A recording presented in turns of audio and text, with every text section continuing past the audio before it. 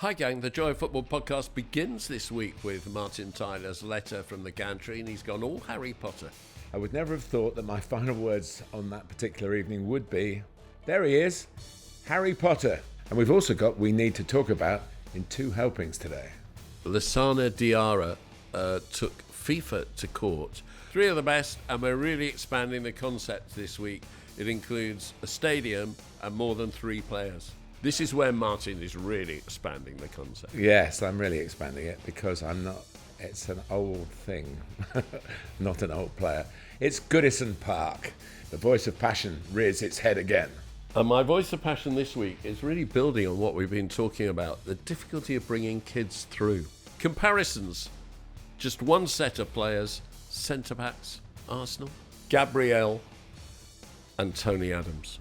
Yeah, very similar, I would say. And if we've got time at the end of the show, we'll have a helping of Stoppage time too. But you commentated on the Nations League. The first two editions, yeah. And England got to the semi-final of the first one, which I think should be on Gareth Southgate's CV. It is, of course, on his CV, but he doesn't get much credit for it. And if that's not enough for you, don't forget the Patreon, and don't forget our Substack.com site, The Joy of Football, where you can follow us in writing. But let's go. The Joy of Football podcast. With me, Neil Barnett.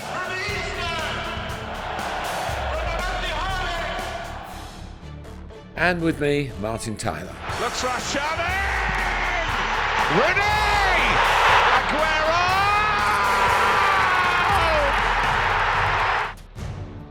The Joy of Football. Hello, the Joy of Football podcast with Martin Tyler, the greatest commentator in the world, and me, Neil Barnett. It's on a high this week, even though between us this weekend we saw 2 draws and 2 goals. But there you go. They were both good games. You can have good games without goals, can't you, Martin? I certainly did at Everton, yeah. It was an old-fashioned game. A lot of aggression, physicality, and the defenders were stronger than a lot of talent on the field, Everton, Newcastle. But the Tarkovskis of this world won through. Yeah, well, I saw a game with 2 goalkeepers in prime form. Weren't they? 1-1, Chelsea, Nottingham Forest. Anyway, let's get on with the podcast, and we're going to start this week with Martin Tyler's letter from the Gantry. Letter from the Gantry. Well, thanks, Neil. As I picked up the microphone to commentate on the Champions League tie between Benfica and Atletico Madrid, I would never have thought that my final words on that particular evening would be, there he is, Harry Potter, and a wizard result for Benfica. Well, looking back, there had been a clue. As the home players had a pre-match stroll on the pitch at the Estadio da Luz, I did spot that one of them was wearing glasses. Spectacles off the field, spectacular on it. Kerem Aktürkoğlu.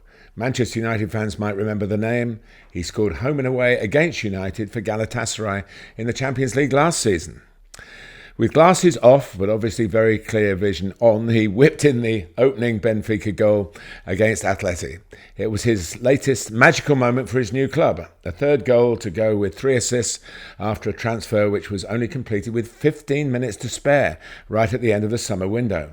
At half-time, I learnt of the nickname. Football is actually lucky to have him. When he was a baby, he was lost in the rubble following a powerful earthquake in Izmir. His grandfather found him after a frantic search. Now he's blooming at Benfica, under the guidance of Bruno Lage, who wasn't even at the club when he agreed to sign. The Lisbon outfit were in the process of sacking their German coach Roger Schmidt. The former Wolves boss came in a few days later. Lage has made a fantastic start. 5 games, 5 wins, 2 of them in the Champions League, and Aktürkoğlu scored in both. The victories have produced 18 goals, 6 from set pieces. Aerially, they're very strong. They swamped the normally resilient, resourceful Atletico Madrid 4-0. By the high standards of their combative coach Diego Simeone, the Spanish giants looked underprepared and adversely affected by the protracted Madrid derby 3 days earlier. Lage had 1 full season at Molineux. Wolves finished 10th. But a poor run of results at the end of that campaign, allied to a slow start to the next, saw him sent packing after 16 months.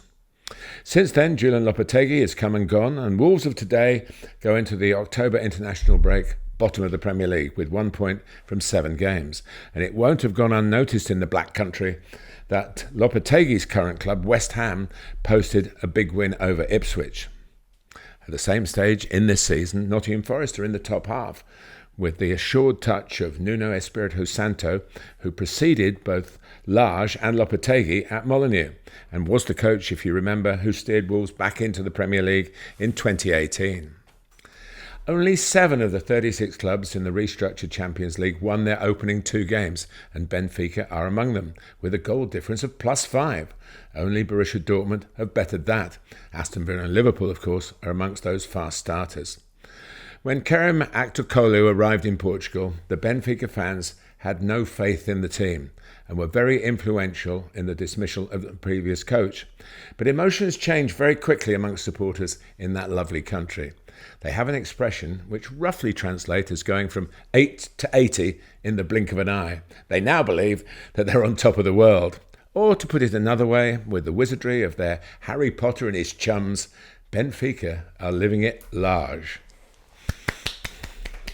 I find this fascinating because, of course, anyone who loves their football knows that Benfica are probably the only club in Europe under a curse.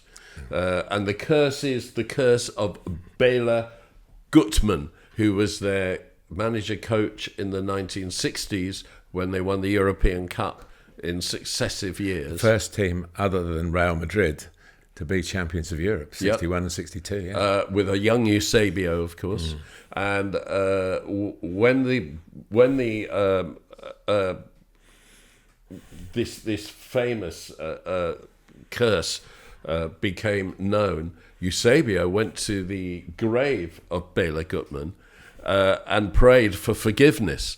What had happened was that he was sacked when he felt he shouldn't be, and he was said to have said, although it's now claimed he didn't say it, that they would never win another European title because of him being sacked.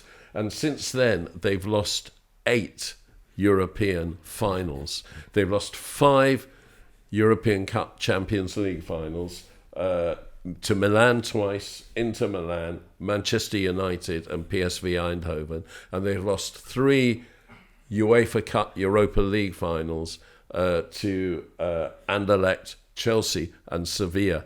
I only discovered this curse when Chelsea played them in 2013 in the But now, Europa League Neil, final. Harry Potter and the Curse of the Football Club. It Can be lifted. It sounds the next book, doesn't it? Well, Maybe Kerem interestingly, Aktürkoğlu will come up with the answer. Some people claim they've already broken it because in 2022 they won the UEFA Youth League. But does that count? I don't think it quite counts. I think it may be down to Harry Potter. You count the youth cups for Chelsea, so of course it counts. Great club.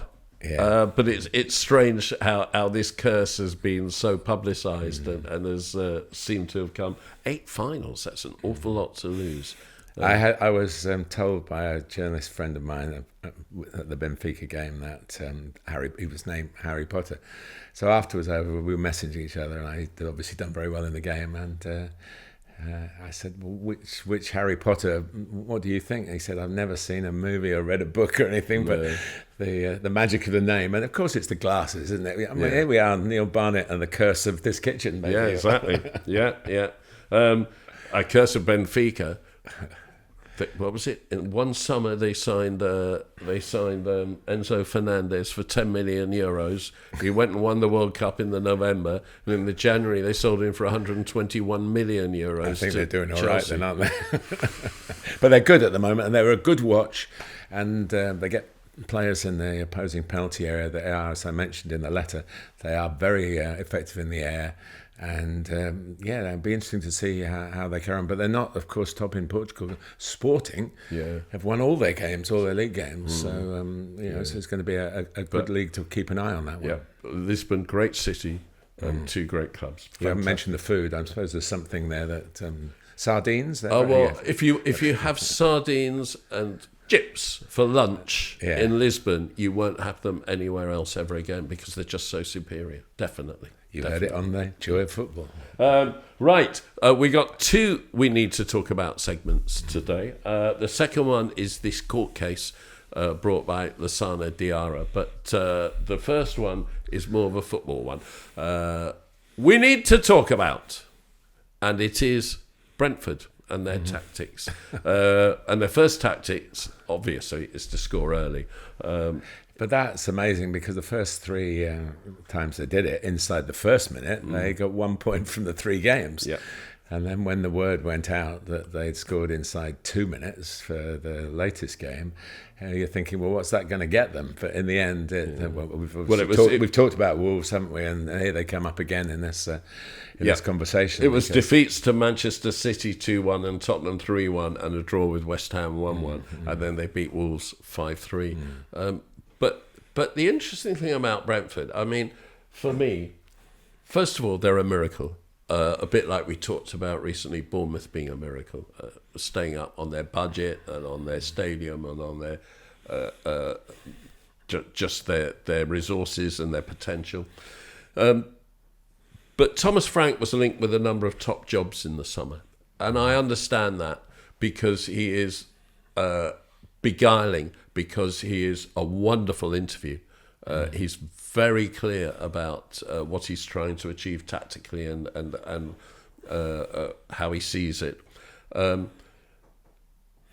But I think he comes across to me as a giant, absolute genius of small clubs against big clubs. And he's got this wonderful way of mixing up his tactics. And I look at Brentford and I see a lot of elements of the Wimbledon crazy gang of the 1980s in there, including the ability to launch it. Ivan Toney's not there now. Isn't it funny when you have a lot of overseas players in the Premier League? You don't want to call him Ivan Toney, you want to call him Ivan Toney. Don't you find Ivan that? Toney. But anyway, Ivan Toney's not there anymore, so they haven't got that huge centre forward. And Wissa has come in, who I think is a terrific player, actually. But they not only launch it, they play it. They're quite happy and quite comfortable to play it out from the back. They probably mix it up more than any other club in the Premier League.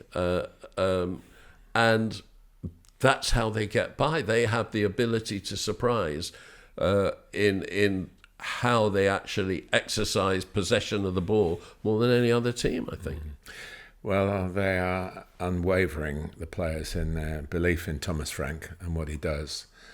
I thought you were going to lead it into, well, that's the sort of level he can manage at, and I don't subscribe to that at all. I think managers who are given jobs because of their ability to handle smaller situations, lower budgets, are in danger of being put all in the same envelope, and they never get out of it. And the quality that he has, I'm sure he can manage a big club. And when you talk about jobs being available, I think he was on the list for some of those you would regard as higher clubs than Brentford. I think actually Brentford is I agree with what you say, that's a superb example of getting the absolute maximum out of the situation that they find themselves in.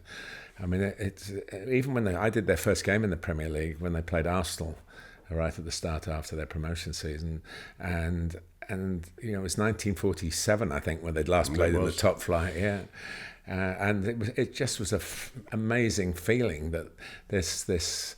I mean, you dominate, your club have dominated Queen's Park Rangers, Fulham, Brentford, certainly in the last 20 years, and to see Brentford coming into this picture again was just amazing in itself. They won the game, as probably everybody remembers, and the set pieces, they scored from a long throw, which I've seen them do this season already. But they do, they get people forward. I think that's the key. How you then get the ball in, whether it's from launching it, as you say, or from passing it. If you've got people in the box, you score goals. And you look at teams that don't score goals, and that's usually one major criticism, that, you know, if you're totally outnumbered, one striker against 4 or 5 defenders, you're not going to get a goal.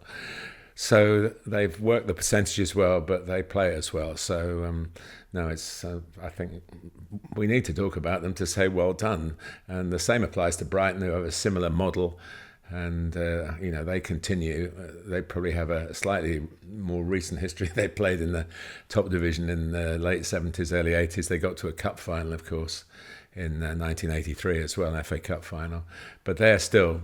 They're still tilting against the odds and doing wonderfully well and producing a similar system. Get good players in, sell them on, keep moving and finding the next one. Finding the next one, that's what they're so good at. Yeah, I mean, by the way, they've scored the same number of goals as Liverpool this season, which actually Liverpool's defence is what's got them top of the league. And I don't think we've done Liverpool justice, to be fair, Neil, so far this season. They have probably they're quite glad to go quietly along. I mean, you hear more about they're not Klopp's team anymore. Well, Klopp's team was wonderful to watch and brilliant to commentate on. And I haven't done a Liverpool game yet this season. It'd be interesting to see in the flesh what the differences are. But the players have adapted to it. It's my next match, Anfield. Yeah, and I said to you a few weeks ago what I'd heard out of Anfield from one or two people who know far more about it than I do is the players are having him. And that is the expression that you get in football. They like Arne Slot. They're really enjoying working his way. And I thought, he's got a sort of cheerful demeanour. I thought he'd be a bit brasher than he is. But he's been, like his team, he's been very sensible and he's weighed his words cleverly. He's not said anything that's made a headline. But his teams are probably also not making as many headlines as they deserve. They're going well, Liverpool. Yeah. They look so they'll never concede again, and that's with various goalkeepers the way it's going. Yes, well, that's an issue, of course, coming up. Yeah. But Brentford, I believe that if you are a selling club and you sell your best player, and it's in your DNA to sell your best player in order to survive, it'll come back and bite you in the end. And yet it hasn't with Brentford, and it hasn't with Brighton so far, and it's quite. And you're worried about Wolves, aren't you? Wolves are a goner for me. I said that at the beginning of the season. They've been doing it for too long now. Wolves. They got rid of the Portuguese midfielder Ruben Neves before that, who I didn't think was a top player, but was definitely a mid-table Premier League player comfortably, and they've got rid of too many players, and it's sad. It's sad, and but we've seen Southampton down the years do it. They were a bit loud about how they were successful at selling their players and bringing in new ones, and they got bitten, and they just look a very ex-Premier League outfit now. Brentford and Brighton in particular, Nottingham Forest now in a different kind of way. They're thriving. And Thomas Frank is Thomas Frank is someone to treasure to have in this country, and I would imagine you'd have to really prize him away from Brentford, but there will be an opportunity which at his stage of his career he'll say, well, if I don't do it now, I never will.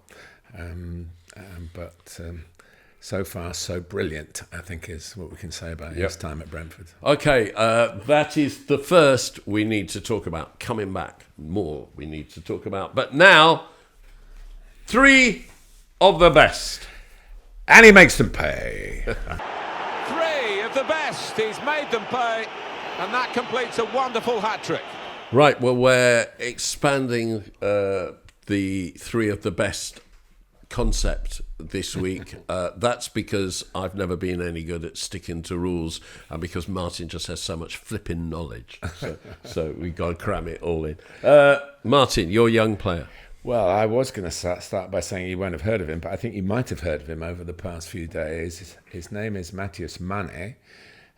He is in the news because both England and Portugal chose him for their under-18 squads to play in matches during this international break. He's born in Portugal. He came to England, I think, when he was 9 years old and was in the Rochdale Academy up near Manchester. And have you ever said that before about anybody? That they've been selected for 2? No, that he was in the Rochdale Academy. Possibly not. Possibly not. Although I worked for Granada Television, I covered Rochdale games, so maybe a long time ago.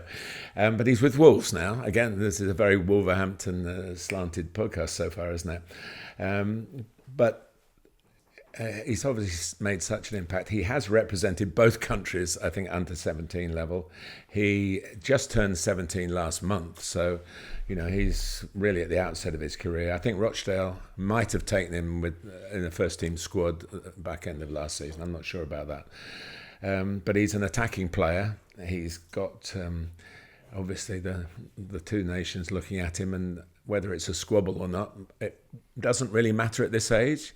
It does raise the question again about international qualifications. But I think on both these occasions, this is not a cheat or anything or trying to manipulate the system. He spent half his life in the country of his birth and half his life over here. So it's probably going to be a difficult choice for him. And as we speak, I'm not sure whether he could play for both in the same international break, actually, if the authorities allowed it.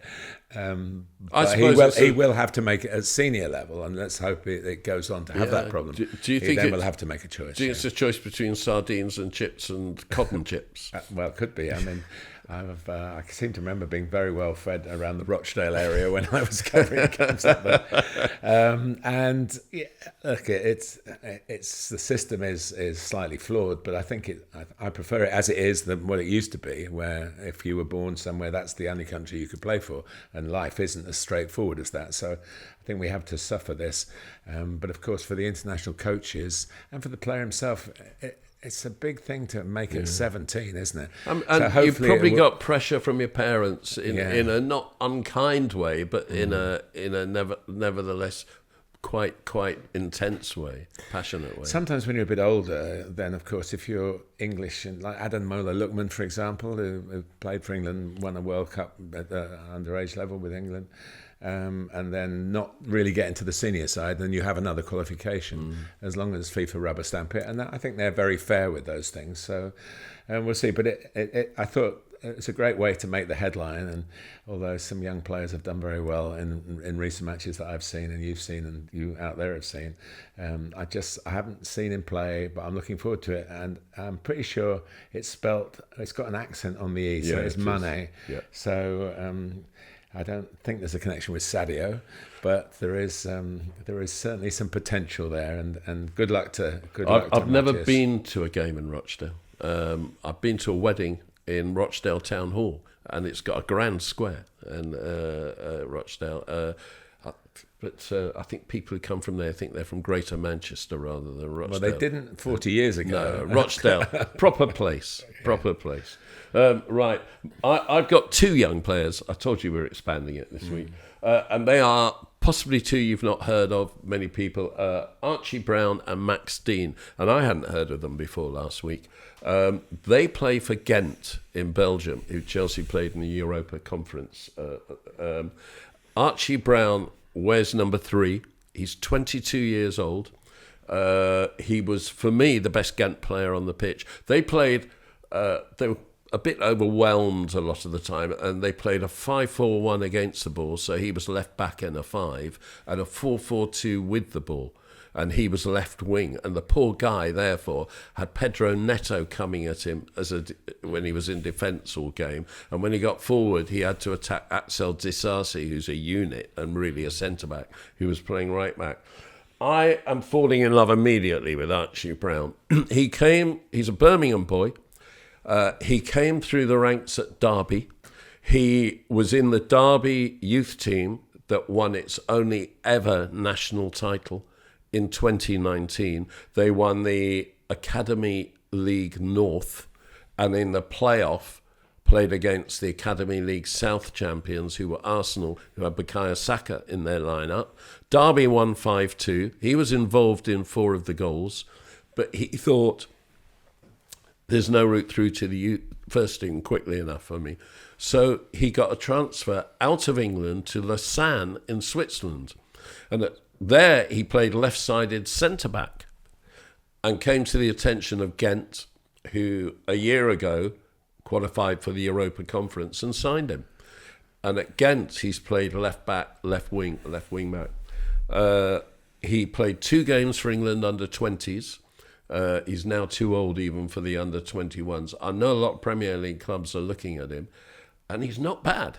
He is not bad. He's played for the Jamaican national underage groups as well through his parents. So another dual qualification. Yeah, like we're Birmingham talking about.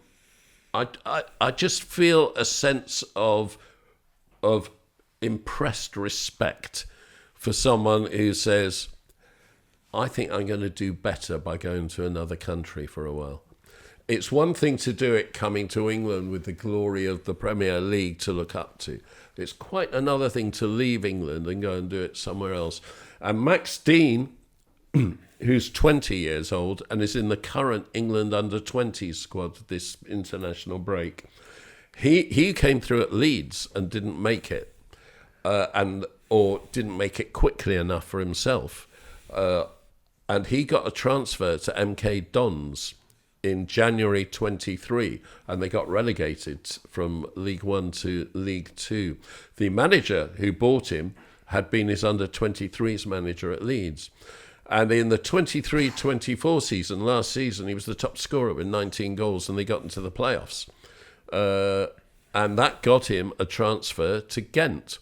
And in the game against Chelsea, he came on after an hour. He was substitute, 20 years old. Came on after an hour for André Gudjonsson, Erland Gudjonsson's son, who was playing up front for them. You mean Ida?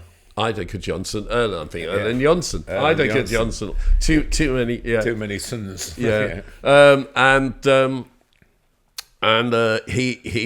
He was good. He was good. But again, 2 English kids going abroad and saying, we're going to make our careers over here, because the joy of football is playing in the first team and playing at a high level.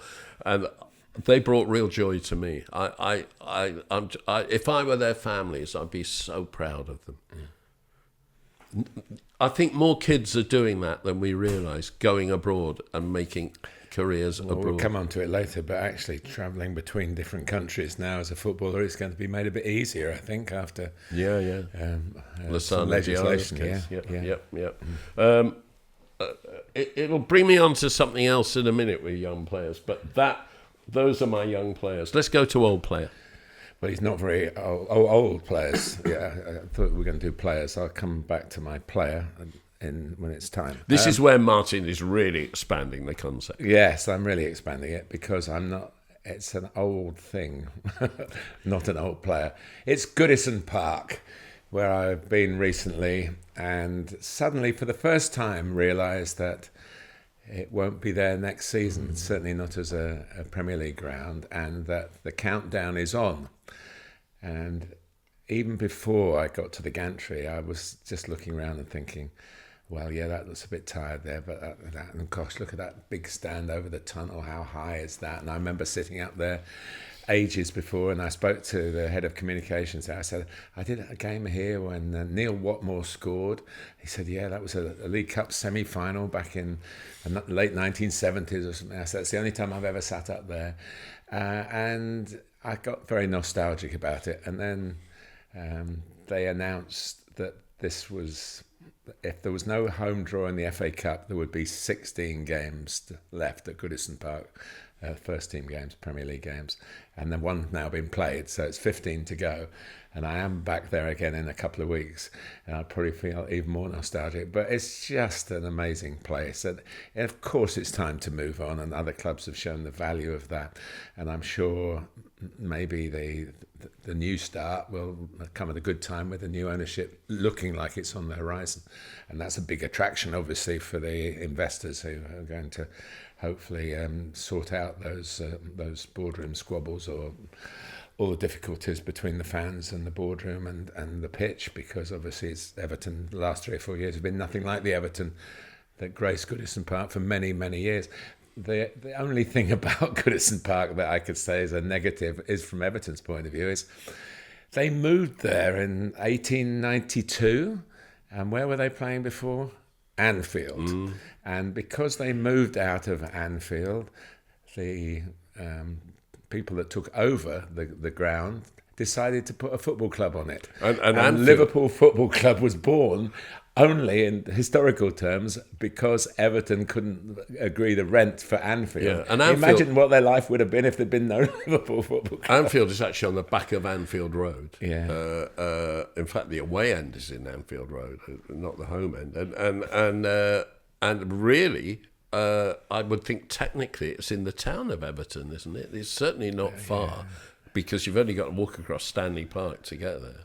It's anyway. That walk won't be made now. Next year, the new stadium looks fantastic. It does offer, I think, the possibility of going from the city centre, of course, of Liverpool, to the ground by boat. It's right on the Mersey. It's a proper Merseyside setting. So, It's in 1966. It was a World Cup stadium. It was, and Anfield wasn't. yeah, correct. And it was done up for the 66 World Cup, I remember. My memory of it then is that it was probably the best club stadium in England. I think, and this is really stretching my memory off the top of my head, that England should have played the semi-final at Goodison, but the clever people at the FA got into FIFA's ear and said, "Oh no, well, it's not as big, so we must play it at Wembley." So of course England managed to win the World Cup playing all their games at Wembley. But it would have been, it's a stately home of football, and it's going to go, it's not going to be preserved for visitors. Those things don't happen with football grounds, as the site's too valuable. Craven Cottage. Well, that perhaps is the one that's nearest to it. But anyway, so I felt very warm towards Goodison Park. I had some great games as a commentator there, the great games I'm talking about the commentary, great games on the pitch that I was privileged to watch. And when they do well, it does shake. It literally does shake. Yeah. Gantry shakes, and then the Gladys Road stand, the Gladys Street end has also that kind of reverberation. So yeah, it'll be a sad goodbye. I'm just a football traditionalist and fan, and love the game, and no persuasion for any Premier League team, but I will miss it, really miss it, and I hope I'm around long enough to do a few games at the new ground as well. Nice. My old player is Gary Lineker, who played for Everton for a season. He did for one season, and I'm doing Gary Lineker because he's been in the news again this week. Is he leaving match day? Is he not leaving match of the day? I want to go back to him as a player. He was the out-and-out goal scorer that you don't really get nowadays. His first touch outside the penalty area was not international class. His first touch inside the penalty area was world class. He interestingly, the summer that Everton bought Gary Lineker, they just won the league. The season he was there, they came second. He left and went to Barcelona. They were runners-up in the FA Cup as well, weren't they? Yeah, Season, 1986 to Liverpool. And he scored the opening goal. Everton went 1-up, running in behind Alan Hansen. And the following season, they won the league again. So the 2 years either side of him, they won the league. And he wasn't a prolific trophy winner. He was a prolific goal scorer. He wasn't a goody two-shoes, as he's often painted. I think he never got booked. He played a game in, it was 91-92 at Tottenham, when he was at Tottenham, where Chelsea were trouncing them at the beginning of the season, and he slid in for a low cross, and it was just behind him, and he palmed it into the net, hoping to get away with it. Referee spotted it, and I remember I saw it back on television afterwards, and he blushed because he got found out. Now, of course, he'd be booked, but in those days you weren't booked for that. And he wasn't always the best at signing autographs, I've got to say. I remember he always seemed to have a team of entourage around him, heavies, and he wasn't very accessible always with autographs. So I'm saying a lot of negative things here. I'm not trying to come across negatively, because I cannot stand the way the Daily Mail and certain other media units pick on him mainly because of his outspokenness on social media, which is not political, Daily Mail. It is simply current affairs quite often, but it's not political in the way that the BBC can't be political. That means it can't be party political. But it doesn't mean you can't have an attitude and you can't have a philosophy. And they're always undermining him, and now it's always going to be match of the day at the end of the season and everything. He's the highest earner on BBC as a presenter. I just want to say he is absolutely brilliant as the match of the day presenter, as a football presenter, talking about football. And he has made a career for himself after football that he should be very proud of. And obviously he's going to be proud of his football career, even though he didn't win quite as much as people think he did, because he was a great goal-scoring forward. But leave him alone, Daily Mail, because he's got an attitude which is positive, and you've got one that's negative. He has made the very most of what he's been given as a talent he did as a footballer. And you're right, his one-touch finishing was something that any aspiring striker now could look back at all those videos of the goals that he did score. And he knew he was single-minded going onto the pitch, and he's translated that into his... I mean, we know, obviously I see him on the circuit, he's always charming to talk to. He realises he's part of a professional group, we're all in the media together. There's no big-time stuff or anything like that at all from him. And I think he's a very watchable broadcaster. Your comment about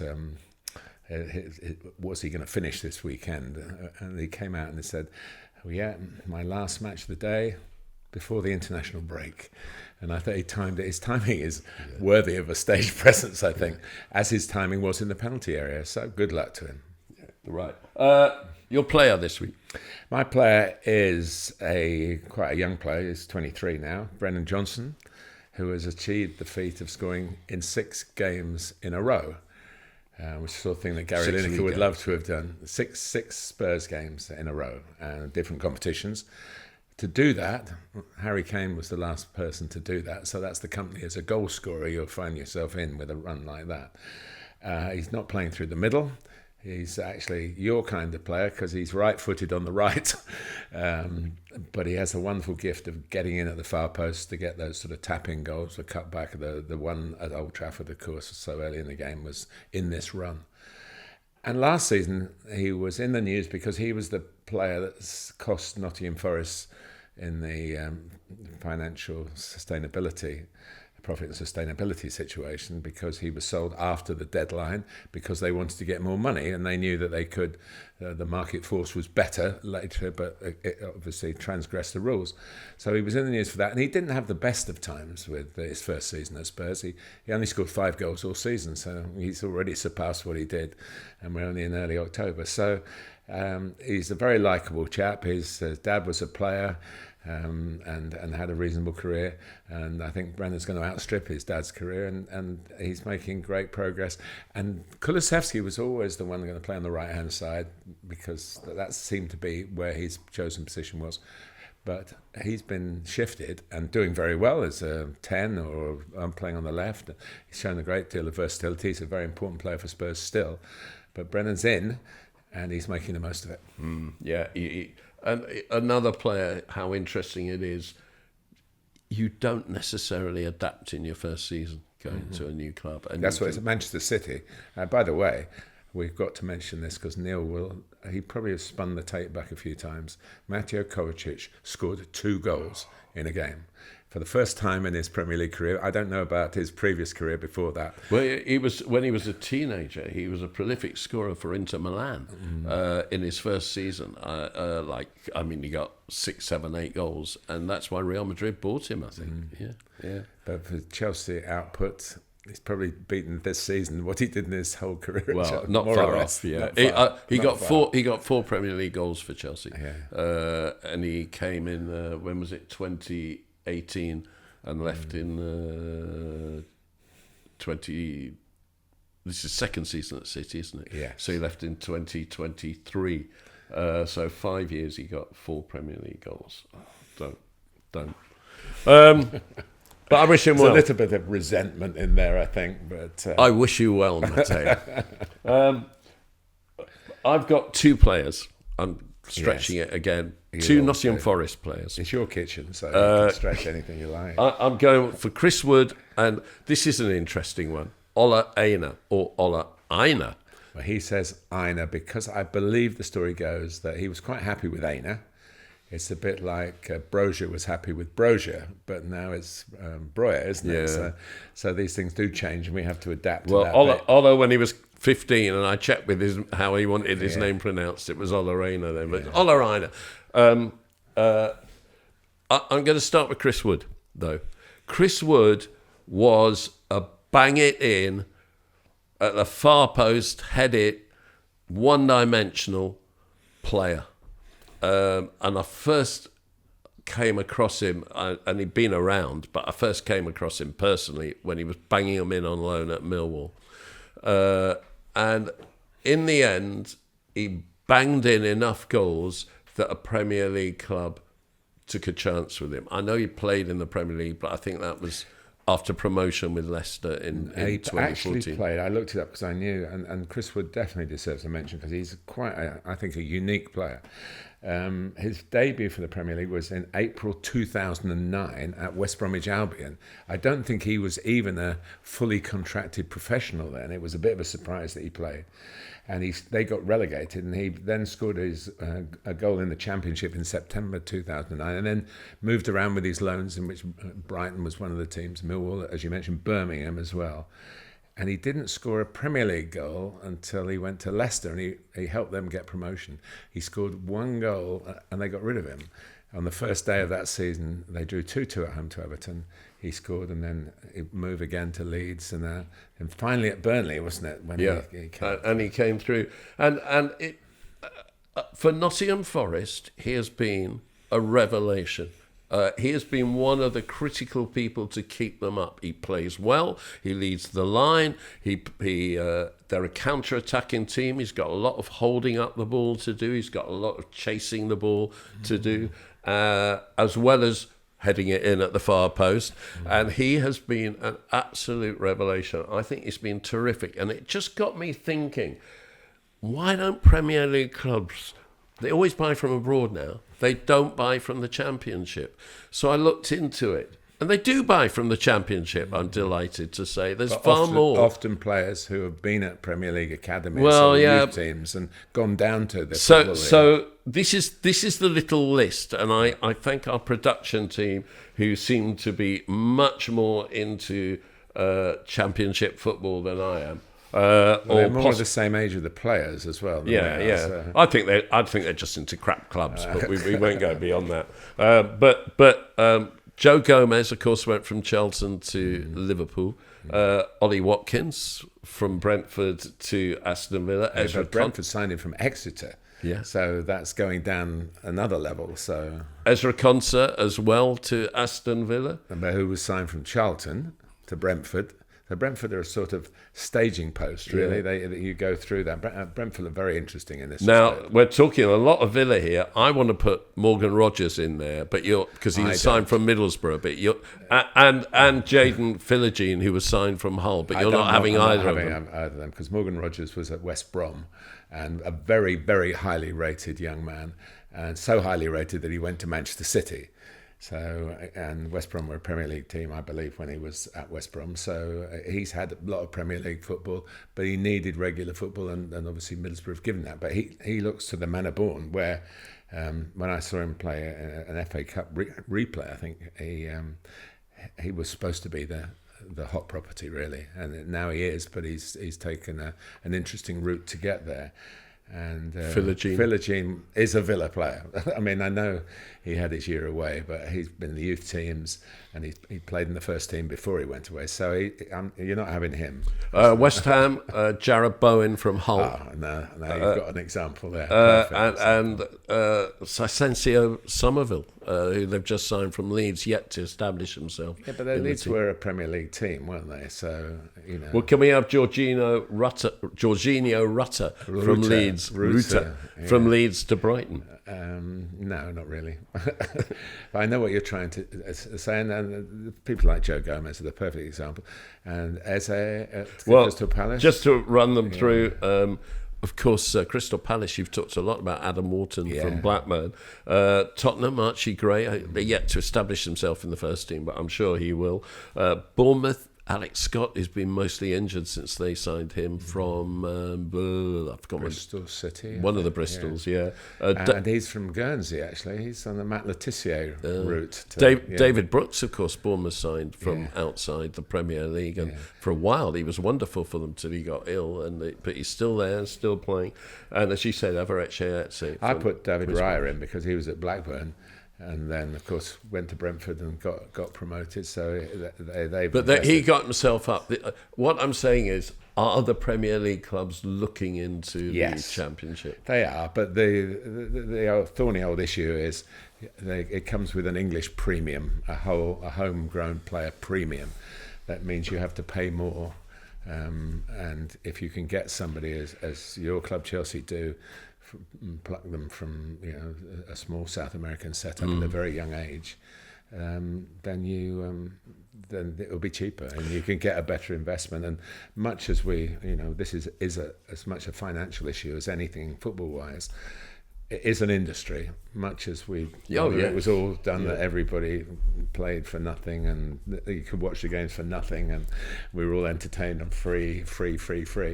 It is a business, and we must never lose sight of that. I just want to mention Ola Aina, as he now is. He's 27 years old now. He played a couple of first team games for Chelsea, played a lot of youth and in those days, I think reserve team games, was always a very good physical specimen and was always had great pace and strength.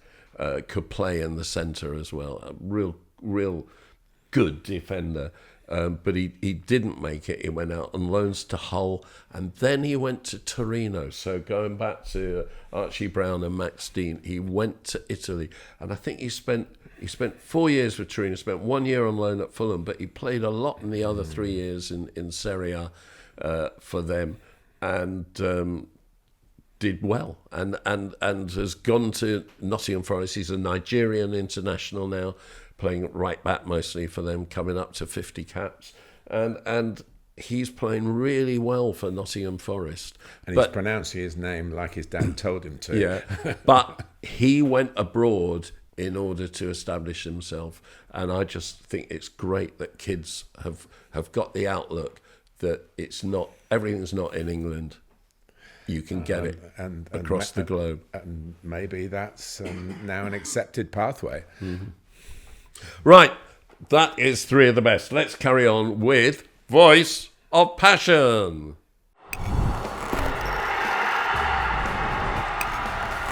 Voice of Passion. And my Voice of Passion this week is really building on what we've been talking about, the difficulty of bringing kids through. And it's much harder than it used to be to bring kids through. And there are two reasons. It's not hard to bring through world-class talent. If you've got a Phil Foden or a Cole Palmer or a Bukayo Saka, it's not going to be hard to bring them through. But if you've got good players, you don't have the time to develop them. And there are two reasons. One is that it's not managers anymore, it's coaches. So they're not in charge of everything. They're not in charge of anything except the result of this game. So they can't risk putting a player in for 7, 8, 9, 10 games. And that is whether he's a signing who's not really doing it or a young player who's come through the ranks. I mean, last season, Mikhailo Mudryk, had 5 or 6 games in a row, and his form really improved, and he scored his first goal at Fulham. And I asked Mauricio Pochettino after the game if he'd made the decision to put him in for consecutive games in order to build him up. And he said, no, it's on his performances and training, and that's all it ever is. And the irony of that is every time a coach says, I pick them on their performances in training, you want to say, don't you ever look at their performances in games? And it kind of gets a bit lost in the way that football is now structured. But the other big change that is really a problem for youngsters is that at the beginning of this century, England followed a lot of Europe. The Premier League followed a lot of Europe in changing the second team from a man's league to an underage league. It started off at under 23s and it's gone to under 21s. And of course you can play overage players in it. But it is essentially an under 18s league. It is the best of the youth team players going up. But when the best of the youth team players used to go up, they went into what was called the combination league, in which it was a men's league. Now they go into the under 21s league, and it's a boys league. And you don't play against men, and you don't become a man. And therefore, the only way you can do that is to go out on loan. And the loan system is so important in the Premier League. So important, much more important than I think people who haven't looked into it understand, because it's the only way you learn to become a man. Yeah, and they don't do it all. Well, in my coaching non-league, we've had players on loan from West Ham, from Chelsea, and they've struggled to get in our team in say, the National League South, because they're so far behind in the manliness stakes because they haven't done it. But I mean, there are lots to go. I mean, you mentioned Cole Palmer. Actually, he didn't find an easy way to come around. He was going nowhere at Man City, to be honest.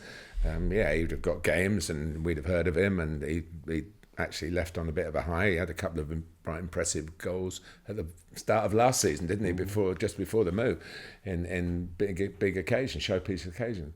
But it's about winning. The coaches have no other alternative but to try and win.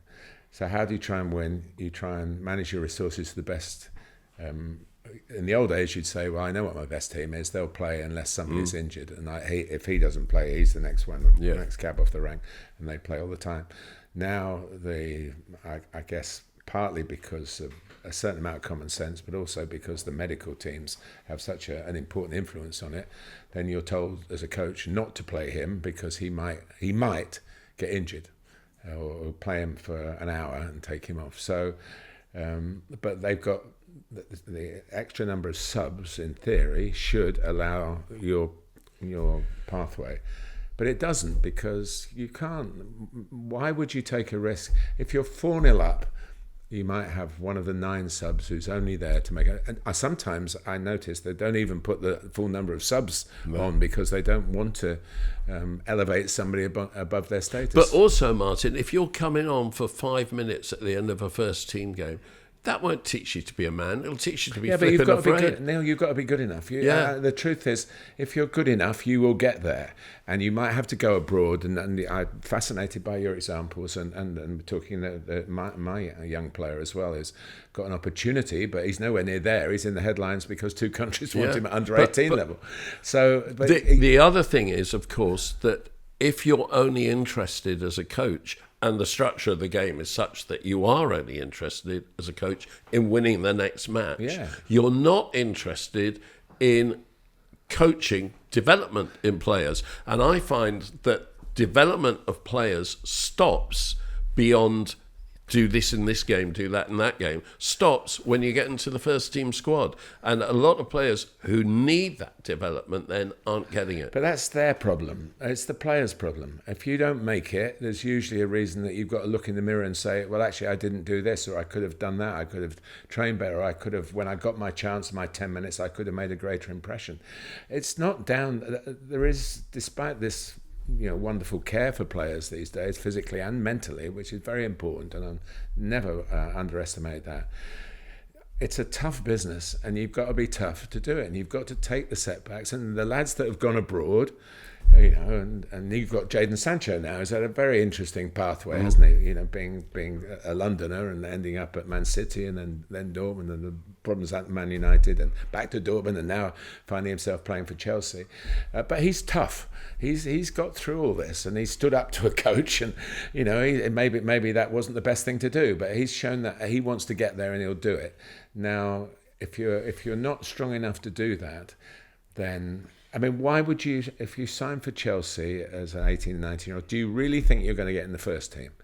Maybe you do, but deep down, are you not just doing it to have Chelsea on your CV and then you'll get sold somewhere else? And the reason some of these lads get game time is the club saying, well, he's not going to play for us next year or 2 years' time. We need to put him in the shop window. He's played 10 games for Chelsea, all as a sub. Hang on, we can ask for another naught on the cheque then. So there's the business side of it as well. But for me, it comes down to, if you've got the desire, I'm off to a function which is going to honour Wayne Rooney. Well, the lad who thought at 16 he was the best player at Everton Football Club, it happened to be true. But you've got to have that kind of mental strength. And I've been privileged, as you have, to meet all these guys over the years. And the one thing the success people have is they are strong characters. And sometimes the physicality doesn't match up to their mental strength, but they've got to a level because they want to get there and they've given it everything, every opportunity. And surely that's the way it should be. It is, but I overseas, of course, in Spain and in Italy, you have clubs in the lower leagues from the big clubs. And they found a way around it. I just don't feel Why should Chelsea have two teams? No, I agree. League? Why should they? I agree. They shouldn't. They shouldn't. So, but I think they've got to find another way around it. That's all I'm saying. They've got to find a way of They have now they go into the Football League trophy, the under-21s academies, and that's good. But they never win it. They never win it. They haven't won it yet. Well, there's a new now with the National League now. The National League are playing the under-21s. Woking played Brighton under-21s the other day. And that's another way of... the National League is very strong. Yeah. Physically. It really is a men's league, that. And a manly league. So they've got to find ways of turning boys into men. Without putting them in the first team to learn it, because they should have learnt it before. That's what I'm saying. Yeah, but it's not an education process. It's sport. It's football. And every fan, I'm looking around the room here at the group of Man United, Arsenal, only at the top works for young people these days. And you're it's a Woking fan talking here, and with a proper shirt there, by the way. And you're a fan. Deep down, you're a fan. We're passionate. What do we want? You come in your mood. If Chelsea have been disappointing, your mood changes. So you can't have your ideal pathway and want to win, because the coach is right. He's got to win. And now, because you can't move the players on as quickly as you can move the coaches on, the buck stops there, which we've debated a lot, because it shouldn't. It should stop with the sporting directors and directors of football. And maybe there are one or two signs that they are now coming to the table to talk about it, but long overdue. But the structures aren't right, and they've got to sort it out for bringing kids through structures. Don't sign them, and don't give them the opportunity of the dreams that's going to be snatched away from them if they're not good enough. The trouble is, nobody in football will let anything go. No. We can't. If we release, there's a list of people down the years. Peter Beardsley, who was a great player for England, was trialling at Cambridge, and he played at Carlisle, and I think it was he told me once he went to Cambridge, it snowed off his week's trial. He couldn't, but he fought his way through it, and that's what you've got to do. And I'm full of admiration for those, like the ones you've been talking about, who say, well, I'm going to get in someone's first team. That's what you should do as a young player. Get in somebody's first team. However you do it, then you're doing it for real. The result really matters. Of course, the under-21 league's nice to have a trophy. I know in the Chelsea other side of the academy part of Chelsea, they've got all these trinkets and cups up there that have been won. But great for within the club to do that. But outside in the real world, it matters nothing. No, agreed. Right, comparisons, where we take a player and compare him with someone from another era. We're only doing one this week. We're going to Arsenal. Gabriel and Tony Adams. Yeah, very similar. I would say ability to lead, and not though he's not the club captain, Gabriel, but he's a real strong person physically and mentally. He's the kind of guy I'm talking about who's got to the top and is making the very most of it. Really important player for Arsenal. Has the key in the set pieces, which they're building a lot of their success on at the moment, and there's no disgrace in that. And Tony Adams was exactly the same. He was Mr. Arsenal.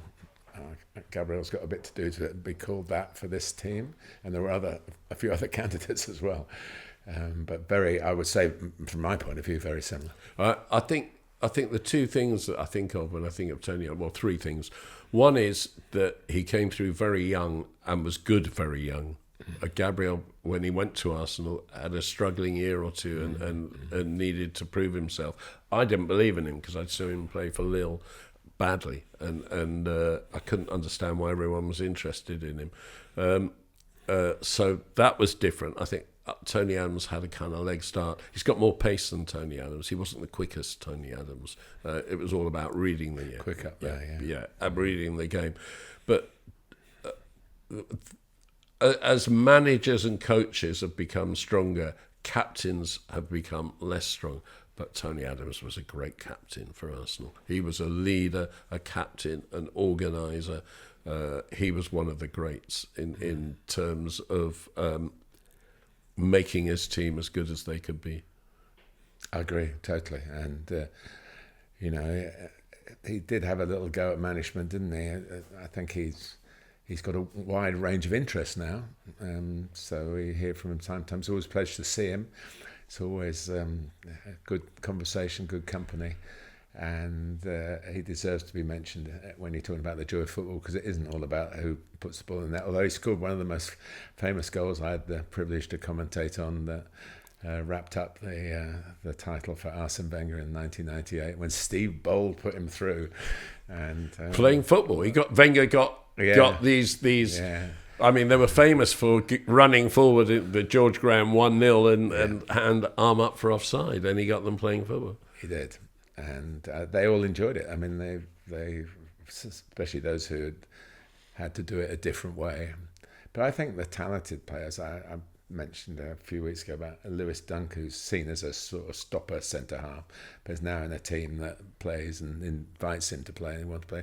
And he told me a couple of years ago that it was in his DNA to play like that. He wasn't being sort of ordered to suddenly take a few extra touches. He wanted to do that, but of course he played in other teams where kick it, clear it, get rid was the mantra. So no, there's a good comparison, Neil. I thought last week's were a bit iffy, but this one's a really good one.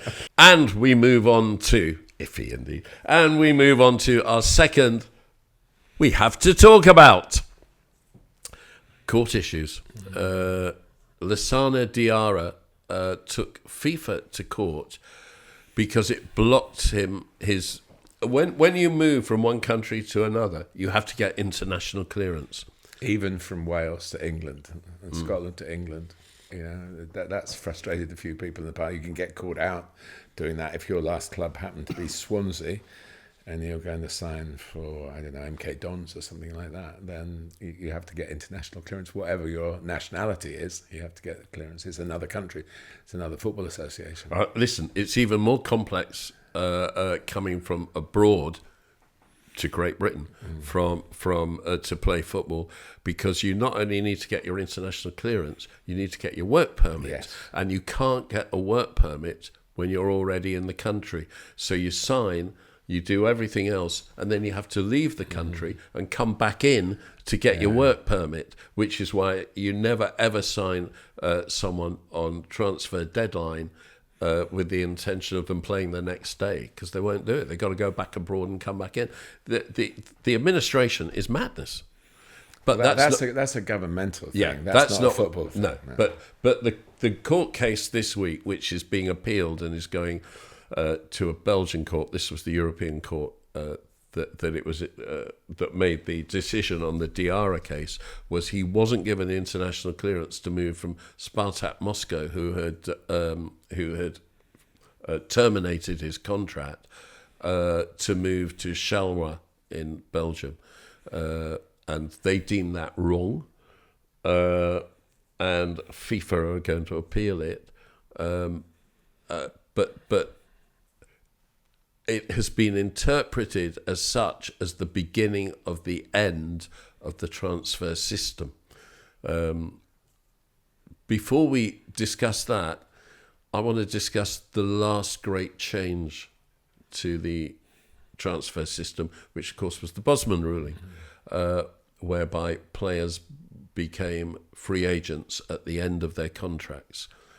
Has that damaged football? Has that been good for football?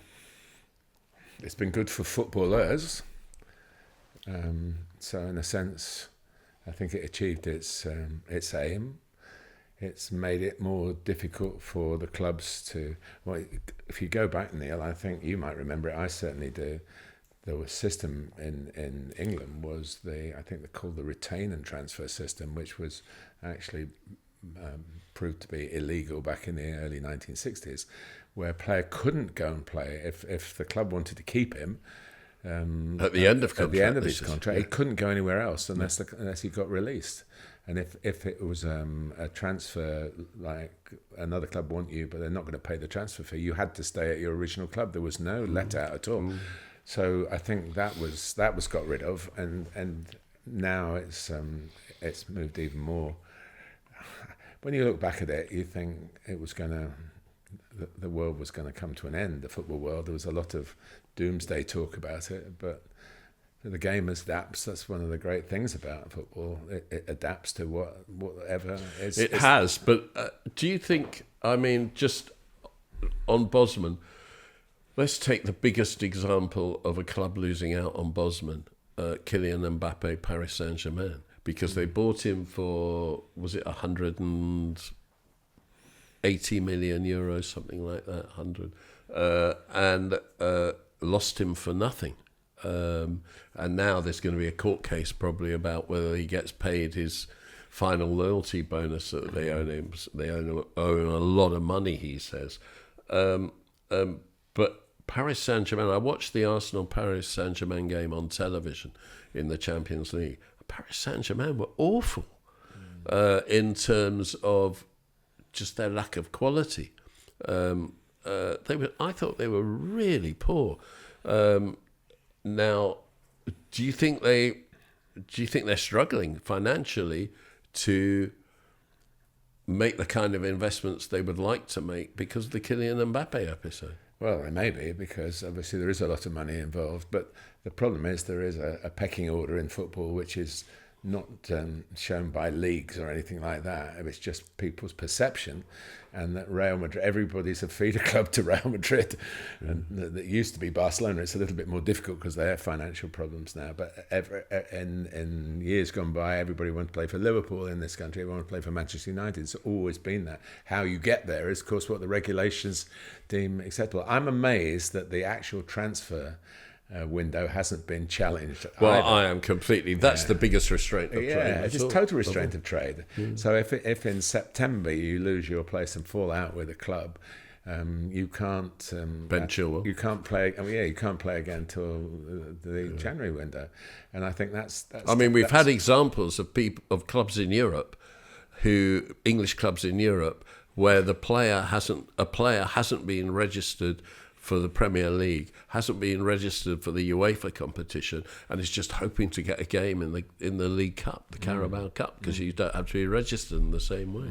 No, it does leave a few outsiders, but I think the game is frightened that if it will be back to bandit country again, which they obviously thought it was when they put the extra restriction.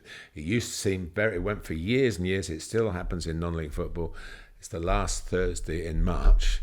Is the end of so you can sign people all the way through outside of the Football League and the Premier League, all the way to the last Thursday in March, and that works perfectly well. And obviously there's less stability in non-league football. Players can play for more clubs. in the course of a season. So well, I brought this up before. If you're fit and you don't get selected in the squad or whatever for 6, 7, 8 games, I think you should have a right to a transfer. Doesn't mean a free transfer, but a right to a transfer. I do think the transfer system is good because the clubs have got to operate, and if the players want big money, the clubs have got to make big money, and I haven't got a problem with that. But the players have a right to play, and if you're in the wrong club or you've got the wrong manager and you don't get selected, you should have a right to move and practice your trade. I thought when it came in, the Bosman rule, that some enterprising club owner would say, that's fine, we'll give you all 1-year contracts and then you'll have to earn the next year, because now they're in their sanctuary of 7, 8 years at Chelsea. And it would be interesting to see how the players would have responded to that. But unless everybody did it, of course, you'd just lose out. So it never happened, and it never will happen. I believe in players. I believe that the game is about players, and much as we talk a lot about managers, head coaches, directors of football, owners, investors, the people that matter are the players. Yeah. So if they've got the best deal possible going for them, more power to them, because they give us the glory. I've said it so many times, and I say it again here. It's the most watchable. I've been watching football since 1953, so over 70 years now. And it's the best watchable game, best, I hate to use the word, but product that it's ever been. So we should be grateful for it. And if the players want a few more bob, then we'll find a way to do it. Are you concerned, though, with this court case that it might undermine the essence of the transfer system, and in that end undermine the essence of money flowing down the pyramid, and also just clubs being able to afford players, because only the biggest clubs will afford the biggest players? If there is natural wastage, we've been waiting for it for a long time because it hasn't happened. People say, oh, they'll never survive, they'll never survive. There is a way. Football is so loved by communities that the clubs will survive. They might not survive in the form that everybody wants to do, and they may even have to change their names. I'm very close in my just geography, and also in non-league, with the rise of AFC Wimbledon, passing through all the levels to where they've got to now. There's a classic case of we can do it if we want to. And I talk about the desire for people to be players. It's important that the clubs show that. In football, I think they do. I'm a bit of a cricket buff as well, and I don't think that happens enough in cricket, where there's a sort of entitlement for the county system where they don't actually, they get handouts, hand-me-downs and stuff and from the ECB. So I think that that football's doing okay. Of course, the rich will always be rich, and it's very hard now within the system for somebody to catch up to that. But Wrexham, everybody's, if Wrexham keep going, what's going to happen? There's a lot of goodwill outside of the non-league system where they were very jealous when we played them a couple of times. And we went, well, you've got all this and we've got nothing, and we got a 1-1 draw and things, so we're thrilled. But they are very popular, and so if Wrexham gets stopped, they could be a trailblazer for lower clubs, and they're going very well. Phil Parkinson's a great bloke and a great manager, so good luck to them. And I can't believe Ollie Palmer's still doing it at this age. So he's somebody I've known for half his lifetime, and so good luck to him as well. So I think we live in a free market economy, and we just have to go with it. And the regulations will come and go. Football will adapt to them. Advertising changes, that's happening as well. They've got to adapt to that, and it's got a strong core, football. Okay, I'm proud to be able to share that with you. You know it already, but it has got, it's to win a game of football now. It takes so much. So to transfer that to keeping a club where you want it to be or improve it, you've got it there. The strength is in the game. That's it. Apart from stoppage time. Stoppage time. Stoppage time. International break. UEFA Nations League. First UEFA Nations League globally. Different different continents, different football confederations. Nations League, originally first one, quite entertaining. Worked out quite well. Bit of relegation, bit of promotion, bit of trophy lifting. Second one, dull. Third one, excruciating. What happened to the end of friendlies? I've, of course, had a lot of my focus down the years over in the USA as well. And poor USA national team, they don't want a flipping Nations League, CONCACAF Nations League, playing all those poor, small nations around them that can't give them the kind of competition they want. They want to come over and play European countries in friendlies or South American countries in friendlies. South America doesn't... Are you trying to sell friendlies to the public? No, well, South America doesn't want a Nations League either, because World Cup qualification is a Nations League, and the Copa America is a Nations League. It's just the same thing over again. Get rid of it. But you commentated on the Nations League. The first two editions, and England got to the semi-final of the first one, which I think should be on Gareth Southgate's CV. It is, of course, on his CV, but he doesn't get much credit for it. The competition was fierce, really, and that was at the top level, the top league of the Nations League.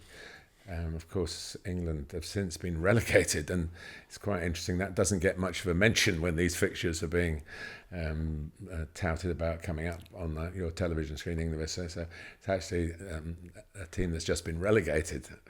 And the opposition will not be as strong and not as glamorous, really. So I like the idea. I just think it's not been promoted correctly. I think one of the problems about it's difficult for me to say this, but because I have huge respect for all the broadcasting outlets, but the fact that the England games are not on the main football channels, I think even when I was working for Sky and we had the England games, it didn't float everyone's boat as much as, we got another Premier League game in 2 weeks, or another Premier League weekend. It needs a bit of a push international football, I think. And of course, when things are painted as not very relevant, that doesn't help. I think I loved international football. I'm a child of '66, in a sense, as you are. But you don't care about the national team, but I do, and a lot of people do. But club football has obviously increased enormously in those years since. So I think it deserves a better PR machine pushing it at the Nations League, because I think it's competition where you're playing somebody about your level, and if you do get relegated, you've got to take that on the chin, and it should be noted. England trying to get back into the top flight of the Nations League. I'd sell the games on that, but it doesn't seem to come out that way. It's just an England game at Wembley. I do enjoy international football in the right circumstances. I remember watching England's victory in Italy for a couple of years ago, a famous victory in a bar in Spain, in a game that I did. Hang on. Spain. I watched Italy lose to England at home in a bar in Malta. That's how to watch England games. I'd rather be on the Gantry. I'm going to end stoppage time as well with just this little thing again. I like doing this. Top 6 in the Premier League. Tight. Liverpool 18 points, Manchester City and Arsenal 17, Chelsea and Aston Villa 14, Brighton 12. Top 6 in Spain. Very, very strung out already. 9 games played. Barcelona 24 points, Real Madrid 21, Atletico Madrid and Villarreal 17. Big gap after a few games. And then Osasuna 15, Atletico Bilbao 14.